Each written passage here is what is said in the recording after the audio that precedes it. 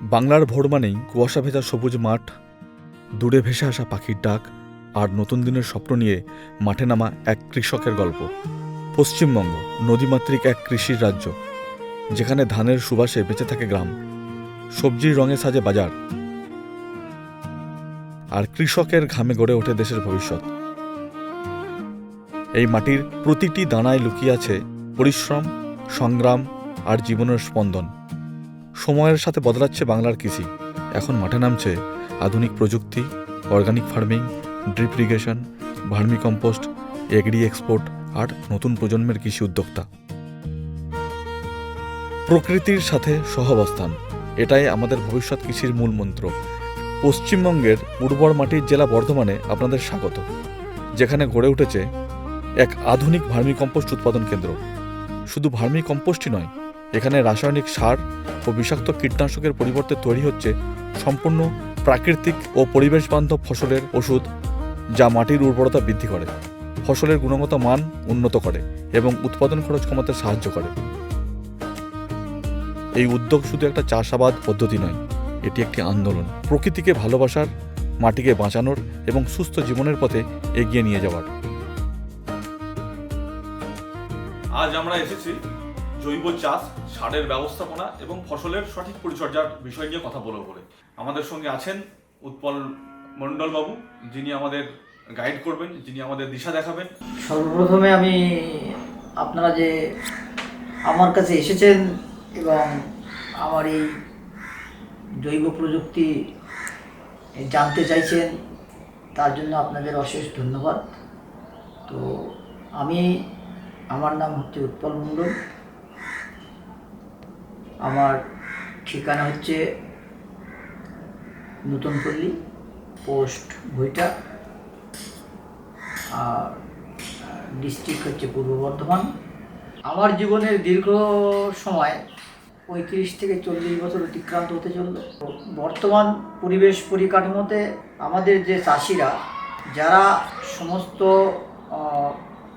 সব কিছুর ঊর্ধ্বে আমাদের এই কৃষি ব্যবস্থাপনাটাকে এখনও পর্যন্ত টিকিয়ে রেখেছে, এবং সেই কৃষি ব্যবস্থাপনার জন্যই কিন্তু আমরা আজ জীবন ধারণ করতে সক্ষম হয়েছি এবং জীবন ধারণ করে চলেছি। তো সেক্ষেত্রে আমরা যারা কৃষি নিয়ে, কৃষকদের নিয়ে চিন্তা ভাবনা করি, ফসল নিয়ে চিন্তা ভাবনা করি,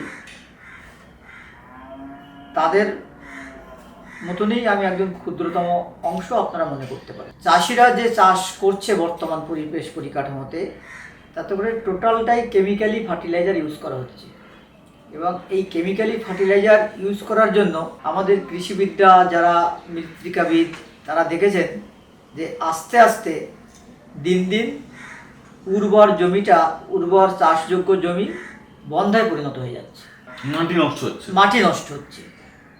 সেক্ষেত্রে আমাদের কৃষিবিদরা যেটা দেখছেন বা বলছেন, বা আমি যেটা দীর্ঘ দিন যাবৎ করে আসছি, যে জৈব চাষের মাধ্যমে যদি ফসল উৎপাদন করা যায়, তাহলে দুটো দিকেই আমাদের বজায় থাকছে। কীরকম দুটো দিক বজায় থাকছে? প্রথম দিক হচ্ছে আমরা পরিবেশ বান্ধব, বিষ মুক্ত ফসল, গুণগত মানের ফসল আমরা উৎপাদন করতে পারছি, আমাদের চাষি ভাইরা উৎপাদন করতে পারছে। ঠিক তার পাশাপাশি আমাদের জমির, চাষযোগ্য জমির উর্বরা শক্তি দিন দিন বৃদ্ধি পাচ্ছে। আমাদের যে কর্পোরেট সংস্থাগুলো, মুষ্টিমেয় কয়েকটা সংস্থা, আমি আর বিশেষ করে তাদের নাম নিতে চাইছি না, সেই সংস্থাগুলো এই জৈব সার, জৈব প্রযুক্তি নিয়ে যে চাষ সিস্টেমটা, সেই ব্যবস্থাপনাটাই আপনার সঠিকভাবে চাষিদের কাছে আজ পর্যন্ত কেউ পৌঁছে দিতে পারেনি। আমরা যারা জৈব প্রযুক্তি নিয়ে ভাবছি, যে সময় এটা দিয়ে ভাবা দরকার ছিল, কারণ এই জৈব প্রযুক্তির ক্ষেত্রে যেটা সব থেকে বড় প্রয়োজন, সেটা হচ্ছে আপনার অ্যানিমাল ওয়েস্টেজ। তো আমি যে প্রযুক্তিতে কাজ করি, সেই প্রযুক্তিতে আমার অ্যানিমাল ওয়েস্টেজ 40% লাগে। 1 কিলো সার যদি আমি তৈরি করি, তাতে করে আমার অ্যানিম্যাল ওয়েস্টেজ 400 গ্রাম লাগে, আর বাদ বাকিটা আমার জৈব অন্যান্য অ্যানাদার্স উপাদানগুলো লাগে। তো আমরা এমন একটা পরিবেশ পরিকাঠামোতে এসে সেই প্রযুক্তি নিয়ে ভাবছি যেখানে আপনার 40% অ্যানিম্যাল ওয়েস্টেজ সংগ্রহ করা এখন দুরূহ ব্যাপার। কারণ অ্যানিম্যাল ওয়েস্টেজের ম্যাক্সিমামটা আসে গরু, মোষ, হাঁস, মুরগি, গরু মানে ভেড়া, ছাগল, সেগুলো দিনের পর দিন আপনারা এগুলো চাষ বন্ধ হয়ে যাচ্ছে, মানে বাড়িতে বাড়িতে যেটা আগেকার দিনে হতো সেটা নেই এখন। নেই।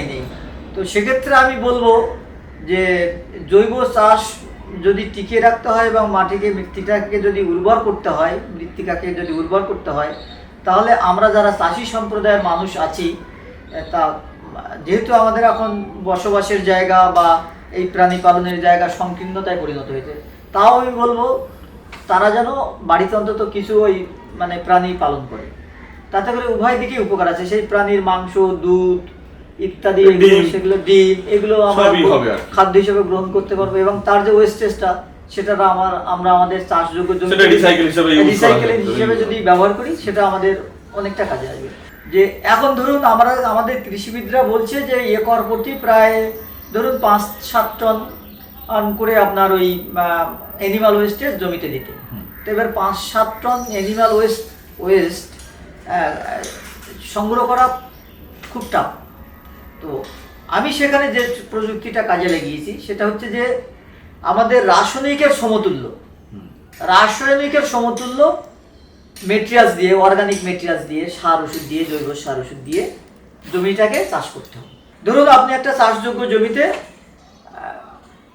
50 কেজি ডিএপি দিচ্ছেন, আমি ঠিক সেই রকমই ওই 50 কেজি ডিএপির সমতুল্য আমার জৈব প্রোডাকশনটা করতে হবে। ডিএপিটা হচ্ছে ডাই অ্যামোনিয়াম ফসফেট। এবারে ডিএপিতে শুধু থাকে অ্যামোনিয়া আর ফসফেট। এবারে কোনো জমিতে কোনো চাষের ক্ষেত্রে যদি অ্যামোনিয়া ফসফেট দিতে হয়, তাহলে আমি যদি সেই অ্যামোনিয়ার ফসফেটের ঘাটতি পূরণ করতে চাই জৈব দিয়ে, তাহলে সেই ওই ডিএপির সমতুল্য আপনার অর্গানিক ডিএপি তৈরি করতে হবে, যেটা আমাদের কাছে আছে। কেমিক্যাল ডিএপির যে মাটির যে উর্বরা শক্তি নষ্ট করে এবং খুব তাড়াতাড়ি গাছ শোষণ করে ফেলে, ফসল শোষণ করে ফেলে, সেটা কিন্তু আপনার এই জৈব ডিএপির ক্ষেত্রে হবে না। ব্যাপারটা বুঝতে পেরেছেন? জৈব ডিএপির ক্ষেত্রে হবে না। এই জৈব ডিএপি যদি আপনি কোনো ফসলে ব্যবহার করেন, তাহলে কি হবে, আপনার ওই মাটিটার উর্বরা শক্তি দিন দিন বৃদ্ধি পাবে এবং দীর্ঘদিন যাবৎ মাটির পুষ্টিগুণ বজায় থাকবে। তার প্রথম কারণ হচ্ছে রাসায়নিক ডিএপিতে অর্গানিক কার্বন নেই। মাটির মেন উপাদান হচ্ছে ভিত প্রস্তর হচ্ছে অর্গানিক কার্বন, যেটা একমাত্র জৈব উপাদান থেকে পাওয়া যায়। সেটা অ্যানিমাল অথবা প্লান্ট হতে পারে, যে কোনো জৈব উপাদানেই আপনার জৈব কার্বনটা পাওয়া যায়। এই রাসায়নিক ডিএপিতে কিন্তু জৈব উপাদান থাকে না, অর্গানিক ডিএপিতে জৈব উপাদান থাকে, অর্গানিক কার্বন পাওয়া যায়। কৃষকদেরকে আকৃষ্ট করার জন্য বা কৃষকরা যাতে জৈব ডিএপি ইউজ করে, আমি যদি ডিএপির নামটাই নিয়েই বলছি, বা ডাই অ্যামোনিয়াম ফসফেট যেটা আপনি বললেন, সেটা জৈবটাই ব্যবহার করবে সে, কিন্তু সেটা কি পরিমাণটা ধরুন 1 বিঘা জমিতে 1 বিঘা জমিতে আলু চাষ করতে কতটা ডিএপি লাগে বলি আপনাকে। এইবারে জমির প্রকারভেদের উপরে এবং মানে প্রকৃতিগতভাবে বিভিন্ন রকম জমিতে বিভিন্ন রকমের উপাদান বেশি কম বেশি আছে।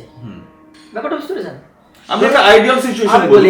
এইবারে আইডিয়া অনুযায়ী আপনি ধরে নিন 1 বিঘা জমিতে আপনার এখন আমাদের বিশেষ করে পটেটোস কাল্টিভেশনের ক্ষেত্রে, আলু চাষের ক্ষেত্রে 1 বিঘে জমিতে আমার কোথাও আপনার দেখা যাচ্ছে যে 3খানা ডিএপি দিচ্ছে, মানে 3 বস্তা, মানে 3 বস্তা মানে আপনার 150 কেজি, 50 কেজি বস্তা হয়। কোথাও 2 বস্তা ডিএপি দিচ্ছে, মানে 100 কেজি ডিএপি দিচ্ছে, কোথাও আর 50 কেজি ডিএপি দিচ্ছে। তো এইবারে আমাদের প্রশ্ন হচ্ছে, আপনি যে জমিতে ধরুন 1 বস্তা ডিএপি দিচ্ছেন, কেমিক্যাল ডিএপি, সেই জমিতে আমাদের এই রাসায়নিক জৈব ডিএপি 1 বস্তাই লাগবে। আচ্ছা, দাম একই আছে। আপনি যখন জৈব ডিএপি ব্যবহার করবেন, ডাই অ্যামোনিয়াম ফসফেট যখন ব্যবহার করবেন, তাতে ওই ডাই অ্যামোনিয়াম ফসফেটের পার্সেন্টেজ যেমন ম্যাক্সিমাম পরিমাণে থাকবে, ঠিক তার পাশাপাশি এটা যেহেতু জৈব, ওই জন্য এখানে আপনি অর্গানিক মানে অ্যাডিশনাল হিসেবে আপনি অর্গানিক কার্বন পাবেন, তারপরে আরো অন্যান্য ইনগ্রেডিয়েন্টস ওর সঙ্গে ইনক্লুডিং থাকে।